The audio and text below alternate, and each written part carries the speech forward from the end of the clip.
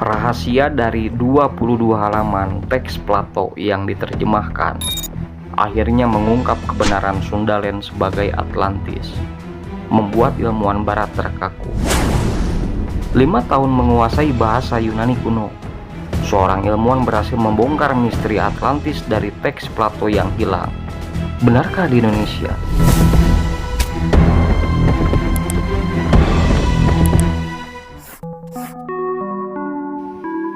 Selamat datang para milenial yang suka dengan sejarah. Kita akan membuka kotak misteri dan mengungkap Atlantis yang tidak banyak dibahas di channel lain. Tanpa banyak basa-basi, ayo berangkat. Jika kita menelisik pada orang-orang suku pedalaman, mereka sangat meyakini nenek moyangnya masih satu leluhur. Padahal mereka tidak mengenal teknologi modern. Apakah itu benar? Tentu apa yang mereka bicarakan dapat dijelaskan secara akademis. Jika kita melihat pada peta 11.600 tahun yang lalu, daratan Pulau Jawa, Sumatera, dan Kalimantan masih bersatu membentuk daratan yang disebut dengan Sundaland. Entah dari mana orang-orang suku pedalaman mendapatkan pengetahuan tersebut, tapi mereka dapat mengetahui informasi itu jauh sebelum ada teknologi. Bagaimana menurut pendapatmu? Tulis di kolom komentar ya. Lalu apa hubungannya Atlantis dengan Sundaland? Jangan skip dulu, kita akan telusuri secara perlahan-lahan. Keberagaman Nusantara menjadi pembeda dari bangsa-bangsa yang lain.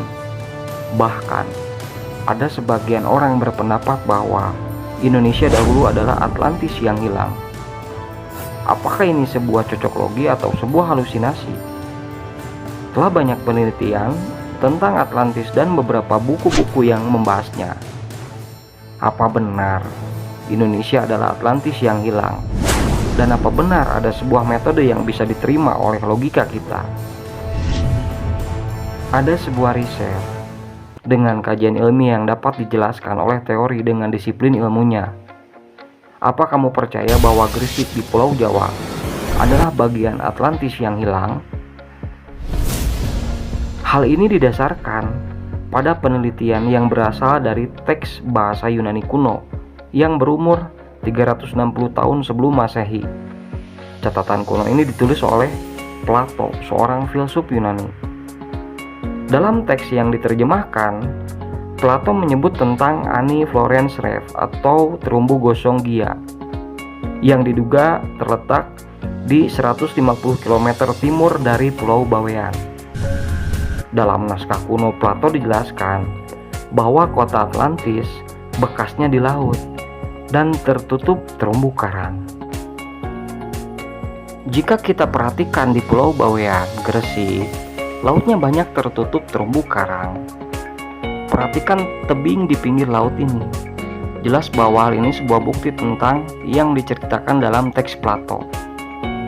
Lalu, tempat mana lagi di Indonesia yang diduga letaknya seperti Atlantis?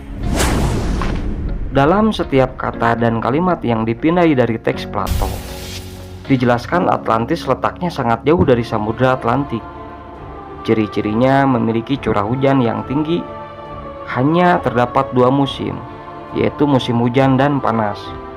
Beriklim hangat, aliran sungai melimpah, tanah subur, kayu melimpah, peternakan dan pertaniannya sangat maju. Bahkan flora dan faunanya sangat beragam.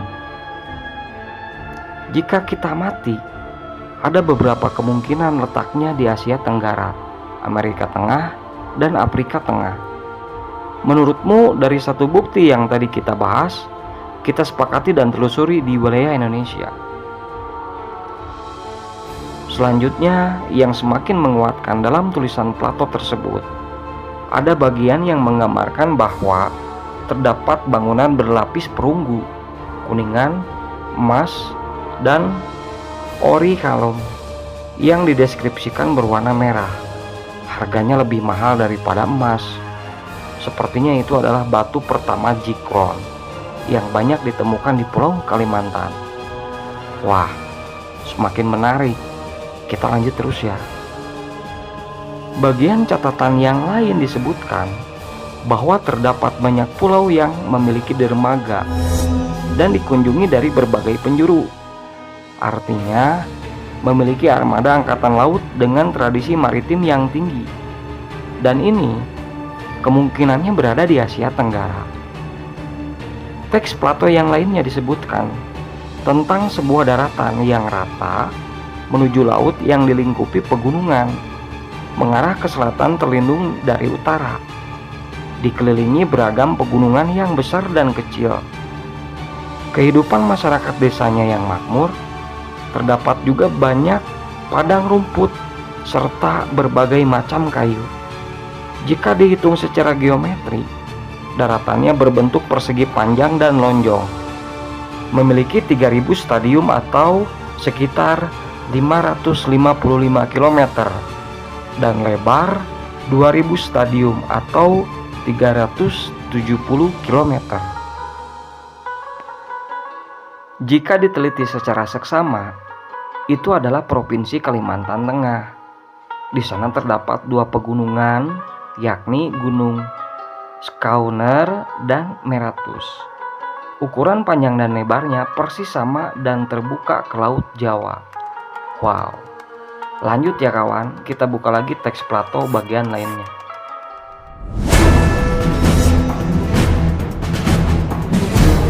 Plato mencatat bahwa kehancuran Atlantis dikarenakan gempa dan banjir dari laut terjadi saat 9000 tahun sebelum Perang Solon. Hal ini berkaitan dengan peristiwa bencana alam pada periode Drias Muda yang terjadi sekitar 11.600 tahun yang lalu. Pemicunya karena berat es bergeser sehingga menimbulkan keretakan kerak bumi yang bergerak menyebabkan fenomena alam berubah drastis, seperti terjadi letusan gunung berapi, tsunami, serta gempa bumi. Akibatnya menghancurkan populasi manusia. Setelah peristiwa tersebut, nama Atlantis diubah menjadi Nusa Sura yang berasal dari kata Sanskerta, Nusa dan Asura. Nusa jika diartikan adalah pulau dan Asura adalah kelompok Asura.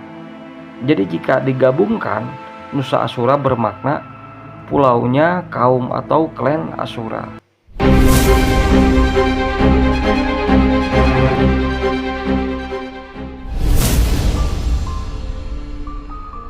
Hal ini didasarkan pada penelitian dari Dani Irwanto. Dia mempelajari teks Yunani kuno selama 5 tahun untuk mengetahui terjemahan teks sehingga menelusuri jejak peradaban Atlantis yang hilang.